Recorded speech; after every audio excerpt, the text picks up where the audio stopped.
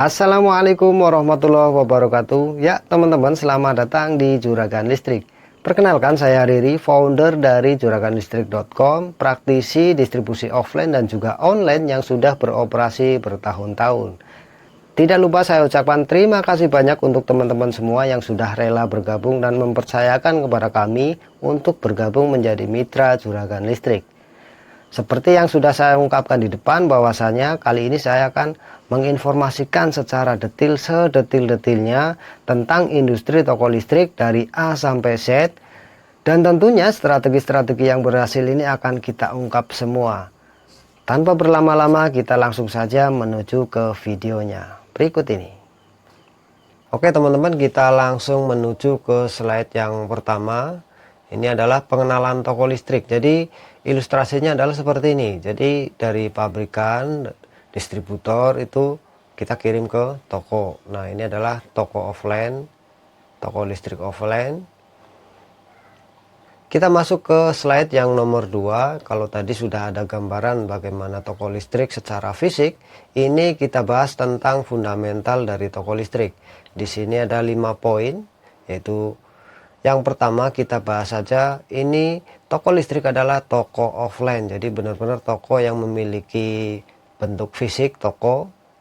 Kemudian investor besar itu nanti di inventory ataupun stok. Jadi investasi itu banyak sekali, salah satunya ada di inventory. Nah, ini toko listrik adalah penganut invest yang di inventory.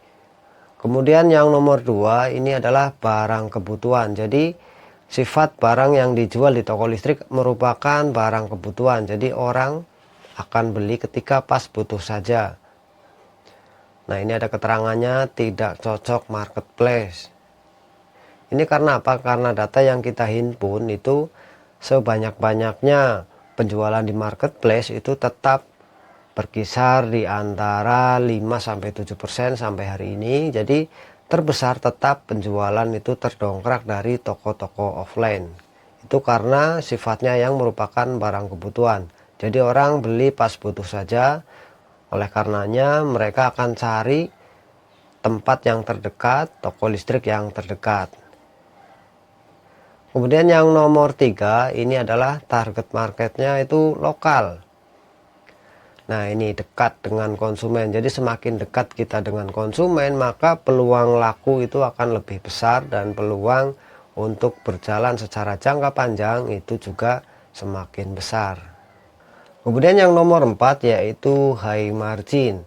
Artinya ini memang kita setting sebisa mungkin cukup tinggi sehingga harga ini bisa mengikuti income daripada user. Jadi kalau di perkotaan yang lebih besar ini harganya itu bisa dipatok lebih tinggi daripada harga-harga yang ada di daerah. Kemudian yang nomor 5 yaitu cost besar. Artinya memang ini biayanya lumayan besar, antara lain adalah sewa toko ataupun sewa ruko. Dan karena biaya yang besar itu strateginya adalah kita banyakin produk-produk yang fast move. Produk-produk yang pokok-pokok saja seperti itu. Jadi Anda tidak perlu khawatir karena walaupun kosnya besar itu tetap rata-rata bisa menutup operasional bahkan tetap untung.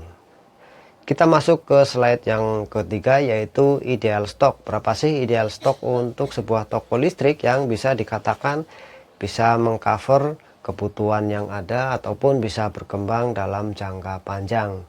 Artinya ini menghasilkan bagus. Goal stock adalah di atas 100 juta rupiah. Sampai di sini mungkin teman-teman ada yang mengatakan, oh kok ternyata banyak juga ya Pak.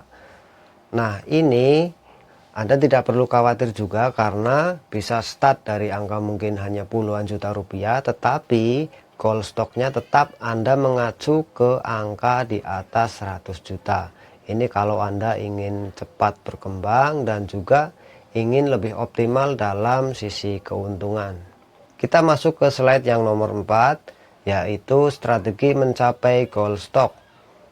Jadi untuk mencapai goal stock di atas 100 juta rupiah ini ada 3 opsi yang paling mudah.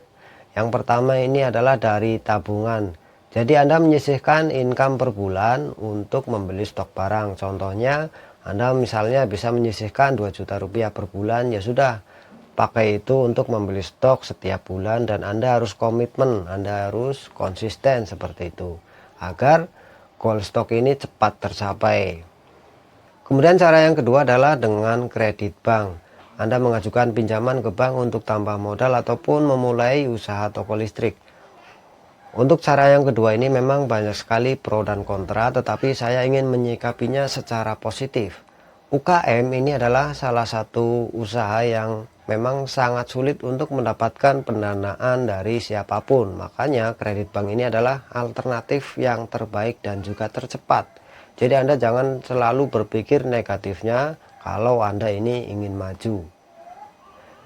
Semua ada resikonya dan semua ada sisi positif dan negatifnya. Jadi Anda tinggal berpikir yang positif-positif saja. Kemudian cara yang ketiga adalah pakai investor.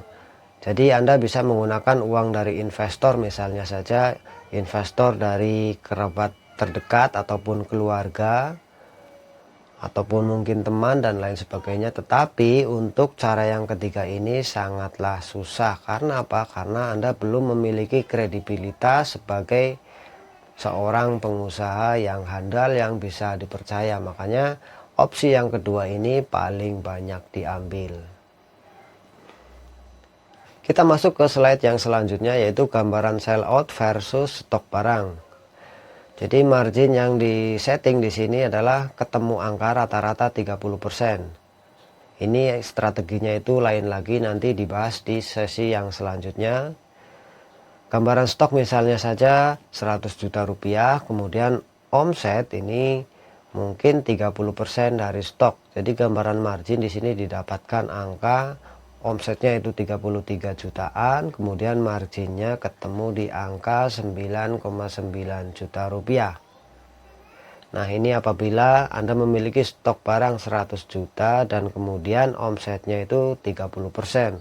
Karena angka ini memang banyak sekali terjadi. Artinya stok berapapun Anda rata-rata laku itu mulai dari 20% dari stok sampai 40%-an. Ini rata-rata toko yang sudah kita data.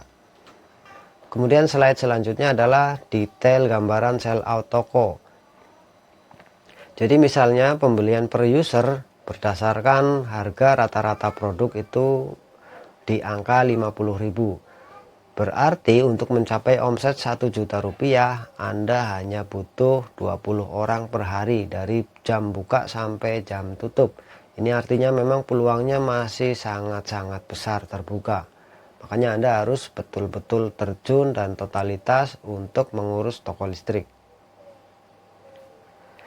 Kemudian cara paling mudah untuk mencapai goal tersebut yaitu dengan pelayanan yang ramah dan cepat.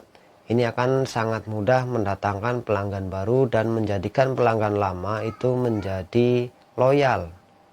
Kita masuk ke slide yang selanjutnya, yaitu target market. Jadi ini adalah gambaran target market yang kita fokus dan juga sangat berpotensi untuk toko listrik kita. Jadi yang pertama ini fokus di ring 1 itu adalah radius 1 km. Anda jangan terlalu melihat ini sebuah lingkaran yang kecil, tetapi ini sebetulnya adalah rata-rata radius 1 km saja itu sudah di atas 1000 orang, di atas 1000 rumah gitu ya. Apalagi dengan bisa bertambah ke radius 2, 3 dan sebagainya. Tetapi secara umum ini adalah gambaran peluang yang terdekat untuk toko listrik. Kemudian market yang pertama ini adalah eceran langsung user. Jadi yang paling banyak ini yang terjadi adalah kita menjual kepada end user langsung secara ecer. Jadi mereka beli secara ecer, mungkin beli 1, 2 dan lain sebagainya, tetapi mayoritas akan terjual secara ecer. Kemudian market yang nomor 2 adalah teknisi listrik, kemudian tukang AC, tukang bangunan dan lain-lain. Kemudian di sini ada catatan dari semua konsumen yang paling mendominasi itu ternyata bapak-bapak ataupun orang-orang yang sudah berkeluarga. Kemudian slide yang selanjutnya adalah tentang mengatur keuangan. Jadi hal ini sangat penting dan harus Anda telaten untuk mempelajarinya. Kalaupun Anda baru mau masuk ke dunia usaha, ini secara sederhana adalah Anda harus pisahkan keuangan bisnis dengan keuangan pribadi. Tentunya ini ada step-stepnya. Jadi kalau Anda pemula ini pasti sangat sulit untuk memisahkan keuangan bisnis karena memang masih bercampur dengan keuangan keluarga misalnya. Jadi Anda bisa melakukan hal sederhana seperti ini, pencatatan harian, mingguan, bahkan bulanan. Jadi minimal Anda memiliki catatan seperti ini. Misalnya dalam pencatatan harian, omset Anda dalam hari itu berapa, kemudian Anda hitung harga modal yang Anda miliki itu berapa, kemudian ketemulah angka profit atau keuntungan. Nah, di kolom yang keempat ini, dividen ataupun share, ini adalah Anda menggunakan keuntungan tersebut itu jangan dihabiskan. Jadi Anda ambil berapapun, sisihkan untuk ditambahkan ke modal kerja.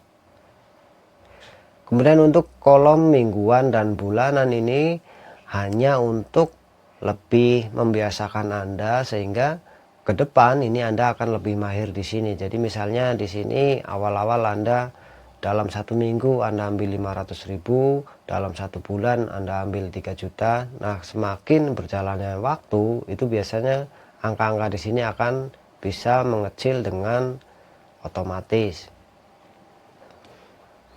Kita masuk ke slide yang selanjutnya, yaitu strategi set harga jual. Nah, ini secara umum terbagi menjadi 4 golongan atau 4 kolom. Yang pertama ini adalah lampu bergaransi. Inilah kenapa saya sangat suka sekali dengan lampu-lampu bergaransi, karena yang jelas ini high margin, rata-rata bisa di set hingga di atas 50%, kemudian mudah untuk personal branding alias menjadi pembeda kita dengan toko yang lain. Kemudian kalau sudah berjalan itu biasanya ada fasilitas kredit dan juga dapat cashback ataupun bonus tertentu. Nah, untuk Anda bisa berhasil menjual lampu bergaransi merek apapun, yang terpenting ini adalah ini, konsisten memberikan garansi. Jadi kalau memang bergaransi 1 tahun, ya sudah, Anda harus mengeluarkan atau menjual lampu tersebut dengan garansi penuh selama 1 tahun. Jadi Anda tidak usah memikirkan resiko apapun, itu nanti sambil berjalan itu Anda akan semakin mahir.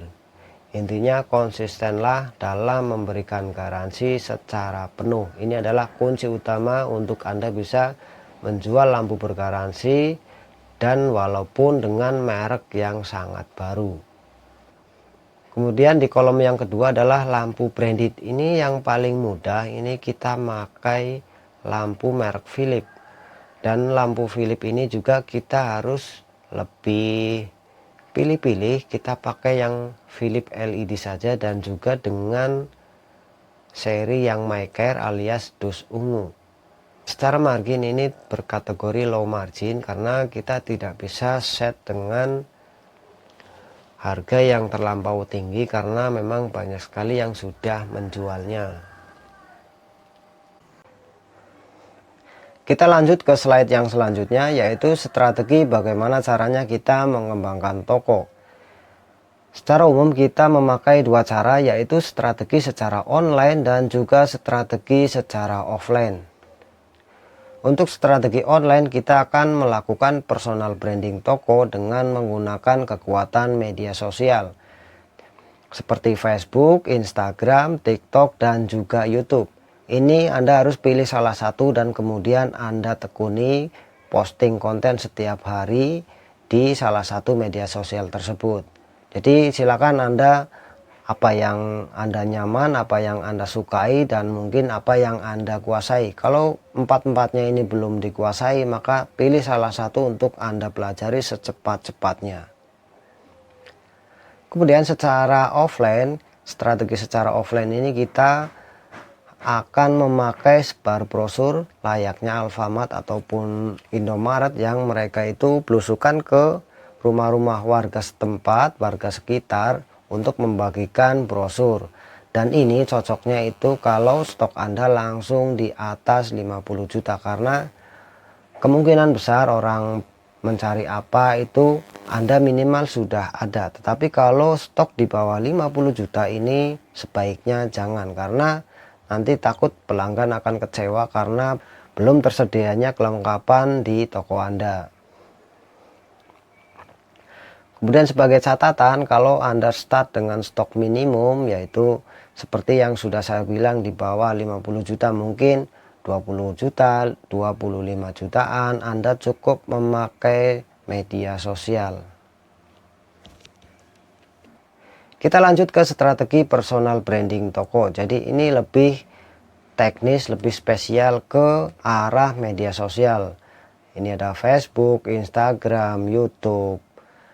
Ini ada satu ketentuan atau satu kaidah yang harus Anda kerjakan setiap hari, yaitu minimal Anda satu hari satu konten. Jadi minimal sekali Anda memposting satu konten dalam setiap harinya. Syukur-syukur Anda itu bisa mengeksplor dari sisi emotional benefit. Kemudian ini adalah salah satu contoh bagaimana kita mengeksplor dari sisi emotional benefit. Jadi ini adalah potret dari konsumen yang mendapatkan sesuatu karena berbelanja di toko kita. Kita masuk ke persiapan buka toko. Setelah kita belajar bersama-sama tentang apa saja yang harus kita ketahui, sekarang kita masuk ke persiapan buka toko. Nah, kenapa ini harus kita persiapkan secara matang, secara baik? Itu karena ini adalah bisnis, maka semuanya harus terperinci dengan baik, sehingga yang namanya biaya itu nggak ada yang mubazir, atau kita bisa meminimalisir biaya-biaya yang tidak diperlukan. Secara umum ini ada 6 poin.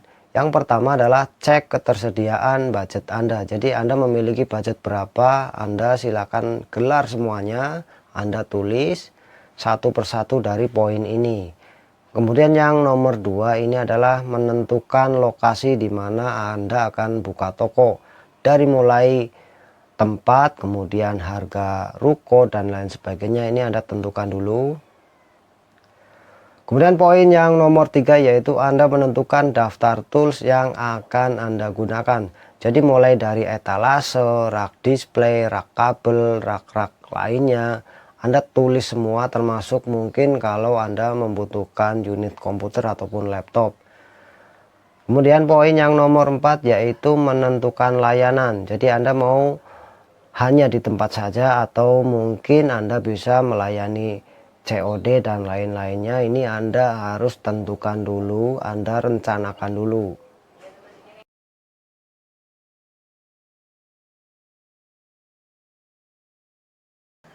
Ya teman-teman, itulah yang dapat saya sampaikan pada kesempatan kali ini. Semoga dapat bermanfaat dan kita tunggu kisah sukses dari Anda semua.